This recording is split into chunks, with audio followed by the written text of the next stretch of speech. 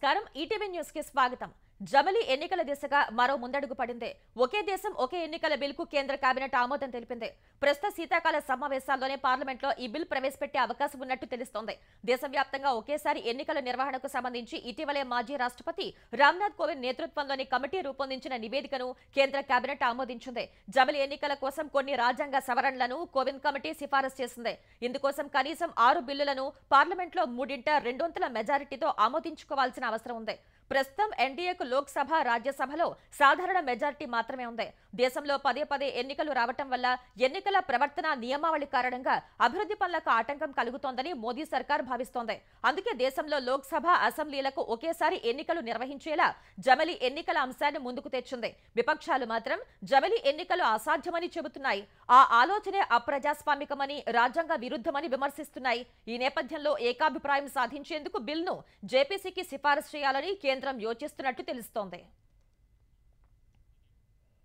ఛత్తీస్గఢ్ దండకారణ్యంలో మరోసారి తుపాకులు గర్జించాయి. నారాయణపూర్ జిల్లాలోని అబూజ్మడ్లో జరిగిన భీకర ఎన్కౌంటర్లో 12 మంది మావోయిస్టులు హతమయ్యారు. నారాయణపూర్, దంతెవాడ, జగదల్పూర్, కొండగావ్ జిల్లాలకు చెందిన భద్రతా బలగాలు యాంటీ నక్సల్ ఆపరేషన్లో భాగంగా కూంబింగ్ చేపట్టాయి. డీఆర్జీ, ఎస్టీఎఫ్, సీఆర్పీఎఫ్ బృందాలు సంయుక్తంగా కూంబింగ్ చేస్తుండగా ఈ తెల్లవారుజామున 3 గంటలకు భద్రతా బలగాలకు మావోయిస్టులు ఎదురుపడ్డారు.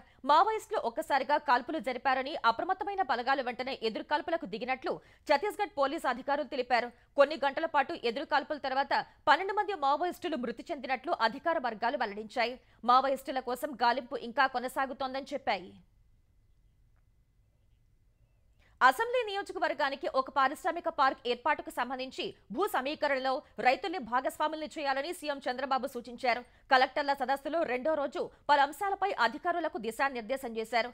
పరిశ్రమల శాఖపై ఆ శాఖ కార్యదర్శి యువరాజ్ ప్రజెంటేషన్ ఇవ్వగా ఆర్సెల్ఆర్ మిత్తల్ పరిశ్రమ, రామాయపట్నం వద్ద బీపీసీఎల్ రిఫైనరీకి భూమి అవసరమని సీఎం పేర్కొన్నారు. అమరావతి తరహాలోనే పరిశ్రమలకు భూములిచ్చే రైతుల్ని భాగస్వాములను చేయాలని ఆదేశించారు. ఏపీలో ఎంఎస్ఎంఈలను కూడా పెద్ద ఎత్తున ప్రోత్సహించాలన్నారు. పంచాయతీరాజ్, గ్రామీణాభివృద్ధి, గ్రామీణ పేదరిక నిర్మూలన శాఖలపై ప్రజెంటేషన్ ఇచ్చిన ఆ శాఖ ముఖ్య కార్యదర్శి శశిభూషణ్ కుమార్ పెన్షన్లను అనర్హులకు ఇస్తున్నారు అనే ఫిర్యాదులున్నాయని వెల్లడించారు. సర్వేలో ప్రతి 10,000కు 500 మంది వరకు అనర్హులని తేలిందన్నారు. గత ప్రభుత్వ హయాంలో ఎన్నికలకు ముందు 6 లక్షల మందికి హడావిడిగా పెన్షన్లు ఇచ్చారని చెప్పగా ఇందులో చాలా మంది అనర్హులేనని మంత్రి నాదెండ్ల మనోహర్ వ్యాఖ్యానించారు. 3 నెలల్లోగా ప్రతి పెన్షన్ను కలెక్టర్లు పరిశీలించాలన్న సీఎం తల్లిదండ్రులు చనిపోయిన చిన్నారులు ఉంటే వారికి పెన్షన్ ఇవ్వాలని సూచించారు. అమరావతి అభివృద్ధి, పర్యాటక శాఖ పురోగతి, స్వచ్ఛాంధ్రపైన చర్చించిన సీఎం అధికారులకు పలు సూచనలు చేశారు.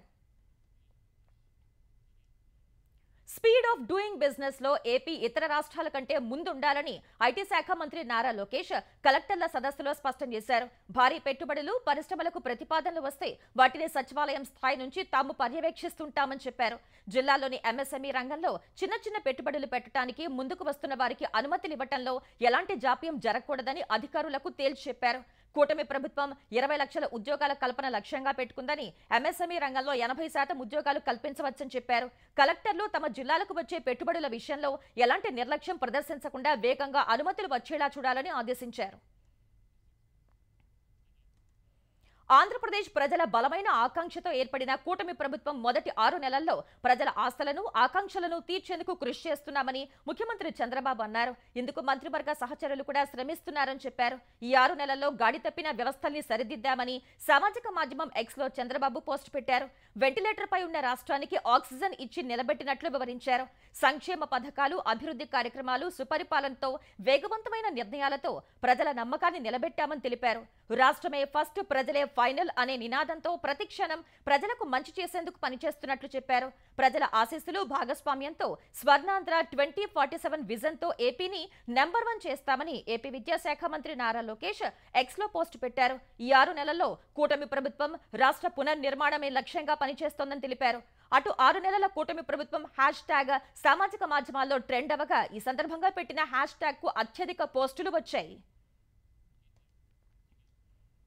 దేశానికి అన్నం పెట్టే రైతన్న చేతికి బేడీలు వేసిన కాంగ్రెస్ ప్రభుత్వ దుర్మార్గ వైఖరిని తీవ్రంగా ఖండిస్తున్నామని బీఆర్ఎస్ కార్యనిర్వాహక అధ్యక్షుడు కేటీఆర్, మాజీ మంత్రి హరీష్ రావు అన్నారు. గుండెపోటుతో బాధపడుతున్న లగచర్ల రైతు హీరియా నాయక్ కు బేడీలు వేసి ఆసుపత్రికి తీసుకువెళ్లటం హేయమైన చర్య అని హరీష్ రావు మండిపడ్డారు. రైతు హీరియా నాయక్ ఉగ్రవాద లేక దోపిడీ దొంగన అని నిలదీశారు. ఇదేనా ఇందిరమ్మ రాజ్యం, ఇదేనా ప్రజా పాలన అని నిలదీశారు. ముమ్మాటికి ఇది ప్రజా కంటక పాలన, రైతు కంటక పాలన అని ఎక్స్ లో ఆరోపించారు. మరోవైపు గుండె నొప్పి వచ్చిన రైతు హీరియా నాయక్ బేడీలు వేసి ఆసుపత్రికి తరలించడం క్షమార్హం కాదని కేటీఆర్ మండిపడ్డారు. అంబులెన్స్ లో తీసుకురావాల్సిన వ్యక్తిని బేడీలు వేసుకుని తీసుకుని రావటం ఏ మేరకు సబబు అని ప్రశ్నించారు. ఈ వ్యవహారంపై స్పందించాలని గవర్నర్, హైకోర్టు ప్రధాన న్యాయమూర్తి రాహుల్ గాంధీని కేటీఆర్ కోరారు. సీఎం రేవంత్ రెడ్డి బేషజాలకు పోకుండా కేసులు వెనక్కు తీసుకుని గిరిజన రైతులు వెంటనే విడుదల చేయాలని కేటీఆర్ డిమాండ్ చేశారు.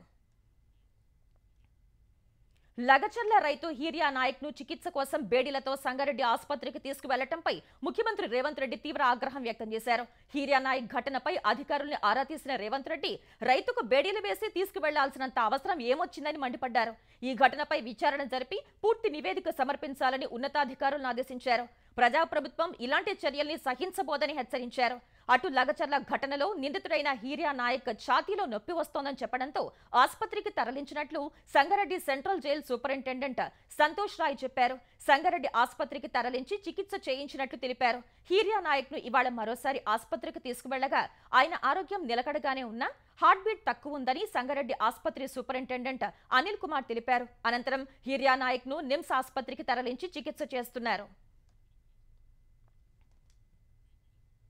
Andhra Pradesh information technology global capability centres policy 4.0 అమలుకు ఏపీ సర్కార్ ఉత్తర్వులు జారీ చేసింది. 2024 నుంచి 5 ఏళ్లకు రూపొందించిన ఈ పాలసీ కింద రాష్ట్రంలోని వేర్వేరు ప్రాంతాల్లో ఐటీ సేవలను విస్తరించేందుకు గ్లోబల్ కేపబిలిటీ సెంటర్లు ఏర్పాటు చేయనున్నారు. ఐటీ రంగంలో ఉపాధి కల్పన కోసం డిజిటల్ స్పేసెస్ ఏర్పాటు లక్ష్యంతో ఐటీ జీసీసీ విధానం రూపొందించినట్లు వెల్లడించింది. కోవర్కింగ్ స్పేస్, నైబర్హుడ్ వర్క్ స్పేస్ల ఏర్పాటుకు విస్తృత అవకాశాలు కల్పించడమే నూతన విధానం లక్ష్యమని, ఈ వర్క్ ప్లేస్లతో ఐటీ కంపెనీల ఉత్పాదకత పెరుగుతుందని వివరించింది. జీసీసీ సెంటర్ల ఏర్పాటుతో ఏపీకి చెందిన యువత రాష్ట్రంలోని సంస్థలు, గ్లోబల్ కంపెనీల్లో పనిచేసేందుకు అవకాశం కలుగుతుందని వెల్లడించింది. మారుమూల ప్రాంతాల నుంచి పనిచేసే హైబ్రిడ్ వర్క్ కల్చర్ పెరిగేందుకు ఈ విధానం ఉపకరిస్తుందని స్పష్టం చేసింది. ఫార్చ్యూన్ 500 కంప్యూటర్, సాఫ్ట్వేర్ కంపెనీలు ఏపీలో పెట్టుబడులు పెట్టే విధంగా చూడటమే నూతన విధానం లక్ష్యమని ప్రభుత్వం ఉత్తర్వుల్లో వివరించింది. ఆంధ్రప్రదేశ్లో ఎవరైనా నిర్భయంగా జీవించవచ్చని, ఇక్కడ కుల మత వివక్షకు తావలేదని ఏపీ విద్యాశాఖ మంత్రి నారా లోకేష్ స్పష్టం చేశారు. శ్రీకాకుళంలో తమ పూర్వీకుల భూమిని వైసీపీ హయాంలో కొందరు ఆక్రమించారని విచారించి న్యాయం చేయాలని సామాజిక మాధ్యమం ఎక్స్ ద్వారా సిక్కు కుటుంబానికి చెందిన హర్జీవ్ సింగ్ చేసిన విజ్ఞప్తిపై మంత్రి తక్షణమే స్పందించారు. కంచిలి, బిరుస్వాడ, లక్ష్మీపురంలో వైసీపీ అండతో కొందరు తమ భూమిని కబ్జా చేసి నకిలీ పత్రాలతో రిజిస్ట్రేషన్ చేసుకున్నారని హర్జీవ్ సింగ్ తెలిపారు. తమ వద్ద భూములకు సంబంధించి అన్ని ఆధారాలు, వాస్తవ దస్తావేజులు ఉన్నట్లు చెప్పిన బాధితుడు తమ భూముల నుంచి ఆక్రమణదారుల్ని ఖాళీ చేయించాలని ఎన్నిసార్లు విజ్ఞప్తి చేసినప్పటికీ ఫలితం లేదని తెలిపారు. ఈ విజ్ఞప్తిపై స్పందించిన లోకేష్ చర్యలు తీసుకుని సమస్యను సత్వరమే పరిష్కరించాలని అధికారులను ఆదేశించారు. పల్నాడు జిల్లాలోని సరస్వతి పవర్ ఇండస్ట్రీస్ భూముల్లో ఉన్న అసైన్ భూముల్ని వెనక్కి తీసుకుంటూ మాచవరం తహసీల్దార్ ఉత్తర్వులు ఇచ్చారు. మాచవరం మండలం వేమవరం గ్రామ పరిధిలో 13 ఎకరాల 80 సెంట్లు, పిన్నెల్లి గ్రామంలో 3 ఎకరాల 89 సెంట్ల అసైన్డ్ భూములు సరస్వతి పవర్ ఇండస్ట్రీస్ కింద ఉన్నట్టు తేల్చారు. గతంలో వేమవరంలో 19 మందికి 13 ఎకరాల 80 సెంట్లు, పిన్నెల్లిలో 3 ఎకరాల 89 సెంట్ల అసైన్డ్ భూములు కేటాయించారు. ఇప్పుడు మొత్తం 17.69 సెంట్ల అసైన్డ్ భూముల్ని స్వాధీనం చేసుకున్నట్లు మాచవరం తహసీల్దార్ ప్రకటించారు. గురజాల నియోజకవర్గం పరిధిలోని మాచవరం, దాచేపల్లి మండలాల పరిధిలో 1500 ఎకరాలకు పైగా భూములను సరస్వతి సంస్థ కోసం అప్పట్లో వైఎస్ సర్కార్ కేటాయించింది. ఇప్పుడు వాటిలో అసైన్ భూములు ఉన్నట్లు గుర్తించిన అధికారులు వాటిని స్వాధీనం చేసుకుంటూ ఉత్తర్వులు ఇచ్చారు. ఏపీలో కూటమి ప్రభుత్వ విధానాలకు వ్యతిరేకంగా వైసీపీ ఆందోళనలకు సిద్ధమవుతున్న వేళ ఆ పార్టీకి గట్టి ఎదురుదెబ్బ తగిలింది. మాజీ మంత్రి ముత్తంశెట్టి శ్రీనివాసరావు అలియాస్ అవంతి శ్రీనివాస్ వైసీపీకి రాజీనామా చేశారు. ఈ మేరకు తన రాజీనామా లేఖను వైసీపీ అధ్యక్షుడు జగన్, ఉత్తరాంధ్ర సమన్వయకర్త విజయసాయిరెడ్డిలకు పంపినట్లు అవంతి శ్రీనివాస్ తెలిపారు. ఏపీలో ప్రజలు కూటమి ప్రభుత్వానికి అనుకూలంగా తీర్పిచ్చారని, 6 నెలల్లోనే ఆందోళనలు అంటే ఎలాగని అవంతి శ్రీనివాస్ ప్రశ్నించారు.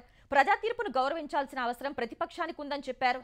గత 5 ఏళ్లు వైసీపీ పార్టీ కార్యకర్తలు ఎన్నో ఇబ్బందులు పడ్డారని, ఇప్పుడు మళ్లీ ఆందోళనలంటే ఎలా చేస్తారని ప్రశ్నించారు. తాడేపల్లిలో కూర్చుని ఆర్డర్ వేస్తే క్షేత్రస్థాయిలో కార్యకర్తలు ఇబ్బంది పడుతున్నారని ఆక్షేపించారు. మరోవైపు భీమవరం మాజీ ఎమ్మెల్యే గ్రంథి శ్రీనివాస్ కూడా వైసీపీకి రాజీనామా చేశారు. వైసీపీ ప్రాథమిక సభ్యత్వాన్ని వదులుకున్నట్లు తెలిపారు. తెలంగాణ సచివాలయంలో ఫేషియల్ రికగ్నిషన్ అటెండెన్స్ విధానం అమల్లోకి వచ్చింది. సచివాలయంలోని 34 ప్రభుత్వ శాఖలకు చెందిన దాదాపు 2.5 మంది ఉద్యోగులకు ఫేషియల్ రికగ్నిషన్ అటెండెన్స్ వర్తించనుంది. కొందరు ఉద్యోగులు కార్యాలయాలకు రాకుండా జీతాలు తీసుకునే అక్రమ విధానాలను నిలువరించేందుకు ప్రభుత్వం గతంలో బయోమెట్రిక్ విధానాన్ని తెచ్చింది. అయినా కూడా జీహెచ్ఎంసీ పరిధిలో ఫేక్ అటెండెన్స్ తో కార్మికుల వేతనాలను తీసుకుంటున్నారని గుర్తించిన సర్కార్ ఇప్పుడు ఫేషియల్ రికగ్నిషన్ అటెండెన్స్ తీసుకువచ్చింది. అధికారులు, ఉద్యోగులు, కాంట్రాక్ట్ సిబ్బందికి ఫేషియల్ రికగ్నిషన్ విధానం అటెండెన్స్ తప్పనిసరని సీఎస్ స్పష్టం చేశారు. తెలంగాణలోని మహిళా సంఘాల సభ్యులకు ఏకరూప చీరలు పంపిణీ చేయాలని ప్రభుత్వం నిర్ణయించింది. రాష్ట్ర వ్యాప్తంగా 63 లక్షల మహిళలకు చీరలు ఇచ్చేలా యూనిఫామ్ కోసం సిద్ధం చేసిన నమూనాలను పంచాయతీరాజ్, మహిళా శిశు సంక్షేమ శాఖ మంత్రి సీతక్క పరిశీలించారు. సెర్ప్ సీఈఓ దివ్య, ఇతర అధికారులు మంత్రికి చీరల గురించి వివరించారు. ముఖ్యమంత్రి రేవంత్ రెడ్డి తుది నిర్ణయం తీసుకున్న తర్వాత రాష్ట్ర వ్యాప్తంగా మహిళా సంఘాల సభ్యులకు చీరలు పంపిణీ చేయనున్నారు. ప్రపంచంలోనే అత్యంత సంపన్నుడు ఎలాన్ మస్క్ సరికొత్త చరిత్ర లిఖించారు. $400 బిలియన్ సంపద కలిగిన తొలి వ్యక్తిగా రికార్డు సృష్టించారు. బ్లూంబర్గ్ ఇండెక్స్ ప్రకారం ఎలాన్ మస్క్ సంపద $447 బిలియన్ చేరింది. భారత కరెన్సీలో చెప్పాలంటే దాదాపు 38 లక్షల కోట్ల రూపాయలు. అమెరికా అధ్యక్ష ఎన్నికల్లో ఎలాన్ మస్క్ మద్దతు ఇచ్చిన డొనాల్డ్ ట్రంప్ గెలిచినప్పటి నుంచి మస్క్ సంపద అంతకంతకు పెరుగుతోంది. అంతరిక్ష రంగంలో తన కంపెనీ స్పేస్ ఎక్స్ లో అంతర్గత వాటా విక్రయం కారణంగా మస్క్ కు $50 బిలియన్ సమకూరాయి. అంతేకాకుండా టెస్లా షేర్లు కూడా జీవితకాల గరిష్టానికి చేరటంతో మస్క్ సంపద $447 బిలియన్ చేరినట్లు బ్లూంబర్గ్ తెలిపింది. ప్రపంచ కుబేరుల్లో అమెజాన్ వ్యవస్థాపకులు జెఫ్ బెజోస్ $249 బిలియన్ సంపదతో రెండో స్థానంలో ఉంటే, $224 బిలియన్ తో ఫేస్బుక్ వ్యవస్థాపకుడు మార్క్ జుకర్బర్గ్ మూడో ర్యాంకులో ఉన్నారు. అల్పపీడనం ప్రభావంతో రాయలసీమ జిల్లాలో జోరు వానలు పడుతున్నాయి. తిరుపతి జిల్లాలో గత రాత్రి నుంచి ఎడతెరిపి లేని వర్షంతో లోతట్టు ప్రాంతాలు జలమయమయ్యాయి. పిచ్చాటూరు మండలంలో అరణియారు ప్రాజెక్టు పూర్తిగా నిండగా గేట్లు ఎత్తి నీటిని దిగువకు వదిలారు. వర్షాల తీవ్రత దృష్ట్యా కలెక్టరేట్లో కంట్రోల్ రూమ్ ఏర్పాటు చేశారు. అన్ని శాఖల అధికారులు అందుబాటులో ఉండాలని ఇన్ఛార్జ్ కలెక్టర్ అధికారులను అప్రమత్తం చేశారు. తిరుమలలోనూ ఎడతెరిపి లేకుండా వర్షం పడుతుండగా శ్రీవారి భక్తులు ఇబ్బందులు పడుతున్నారు. దర్శనం తర్వాత లడ్డూ విక్రయ కేంద్రాలకు, గదులకు వెళ్లే సమయంలో టీటీడీ ఏర్పాటు చేసిన షెడ్ల వద్ద తలదాచుకుంటున్నారు.